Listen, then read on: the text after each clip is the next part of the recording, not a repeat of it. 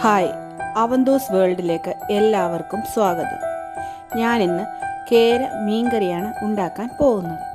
അതിനു മുമ്പ് നിങ്ങളെല്ലാവരും എൻ്റെ ചാനലൊന്ന് സബ്സ്ക്രൈബ് ചെയ്യുക. അതോടൊപ്പമുള്ള ബെൽ ബട്ടൺ ക്ലിക്ക് ചെയ്താൽ എൻ്റെ ഓരോ റെസിപ്പിയും നിങ്ങൾക്ക് നോട്ടിഫിക്കേഷനായി വരുന്നതായിരിക്കും. അപ്പോൾ വീഡിയോയിലേക്ക് കടക്കാം. കേര മീൻകറി ഉണ്ടാക്കുന്നതിനായി 1 കിലോ കേര ഞാനിവിടെ ക്ലീൻ ചെയ്ത് വെച്ചിട്ടുണ്ട്. ഇനിയൊരു മീൻ ചട്ടി വെച്ചതിന് ശേഷം അത് ചൂടായി വരുമ്പോൾ എണ്ണ ഒഴിച്ചു കൊടുക്കണം. എണ്ണ ചൂടായി വന്നതിലേക്ക് ഞാൻ 1/2 സ്പൂണ് കടുക് ഇട്ട് കൊടുത്തു. കടുക് പൊട്ടി വന്നതിലേക്ക് ഞാൻ 1/4 ടീസ്പൂൺ ഉലുവ ചേർത്ത് കൊടുക്കുന്നു. ഇതിലേക്ക് ഞാൻ ഇഞ്ചി, വെളുത്തുള്ളി, ചെറിയുള്ളി, 4 പച്ചമുളക് ഇത്രയും ചോപ്പ് ചെയ്ത് വെച്ചേക്കുക, അതിട്ട് കൊടുക്കുന്നു.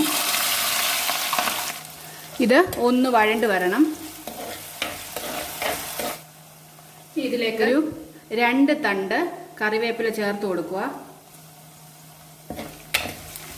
ഇതൊന്ന് വാടി വരാറായിട്ടുണ്ട്. അതിലേക്ക് എടുത്ത് വെച്ചിരിക്കുന്ന ഒരു തക്കാളി. ഞാൻ ഇതിനു മുമ്പ് ആവോലി മീൻകറി ഇട്ടിട്ടുണ്ട്, നിങ്ങൾ കണ്ടു കാണുമല്ലോ. അപ്പം ട്രൈ ചെയ്യാനും ആരും മറക്കരുത്. ഇതൊക്കെ ട്രൈ ചെയ്തതിന് ശേഷം നിങ്ങൾ എനിക്ക് കമൻറ്റ് ചെയ്യണം. നിങ്ങളുടെ അഭിപ്രായങ്ങൾ അറിയുന്നതാണ് എനിക്ക് പുതിയ പുതിയ വീഡിയോകൾ ഇടാനുള്ള ഒരു പ്രചോദനവും. ഞാൻ കാണാത്തവർക്ക് വേണ്ടി ആ മീൻകറിയുടെ ലിങ്ക് ഞാൻ ബോക്സിൽ ഇടാം. കാണാത്തവർ ഒന്ന് കയറി കാണണം.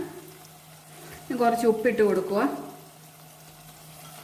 നമുക്ക് മുളക് പൊടിയൊക്കെ ഇട്ട് കൊടുക്കുമ്പോൾ ലോ ഫ്ലെയിം ആക്കിയിട്ട് വേണം ചെയ്യാൻ. വാടി വന്നിട്ടുണ്ട്. ഞാനിതിലേക്ക് 4 സ്പൂൺ മുളക് പൊടി ഇടുക.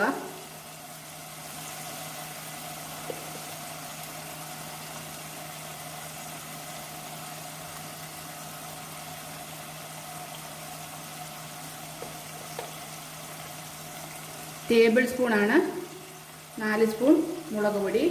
3 സ്പൂൺ മല്ലിപ്പൊടി,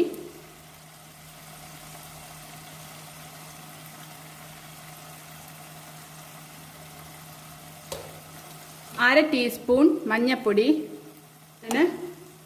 2 സ്പൂണ് കാശ്മീരി ചില്ലിയും കൂടെ ചേർക്കുന്നു.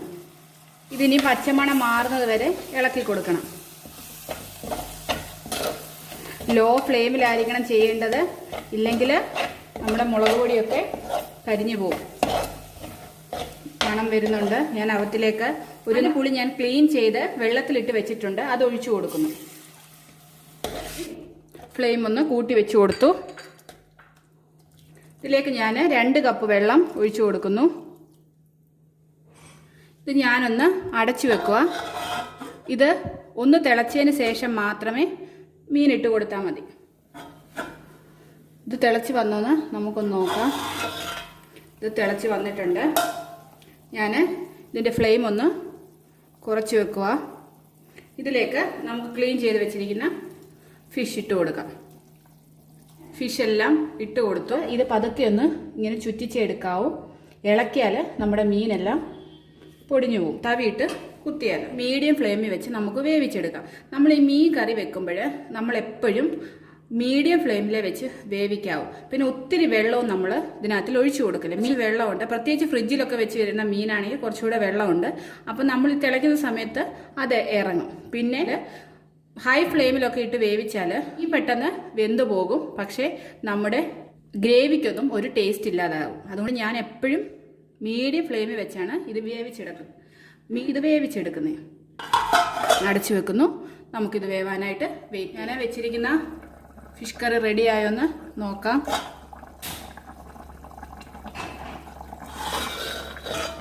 ഇത് തുറന്നപ്പോഴേ നല്ല മണമൊക്കെ അടിക്കുന്നുണ്ട്.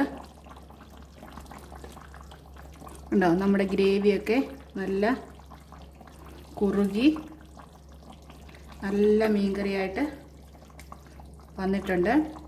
ഞാൻ ഇതിൻ്റെ ഉപ്പൊന്ന് നോക്കുന്നു. കുറച്ച് ഉപ്പും കൂടെ ചേർത്ത് കൊടുക്കുന്നു. എരി എല്ലാം പരുവമാണ്. ഉപ്പ് ഇച്ചിരി ഒന്ന് കുറവുണ്ട്. ഇനിയും ഞാൻ എൻ്റെ ഫ്ലെയിം ഓഫ് ചെയ്തിട്ട് ഇതൊരു സെർവിങ് ബൗളിലേക്ക് മാറ്റുന്നു.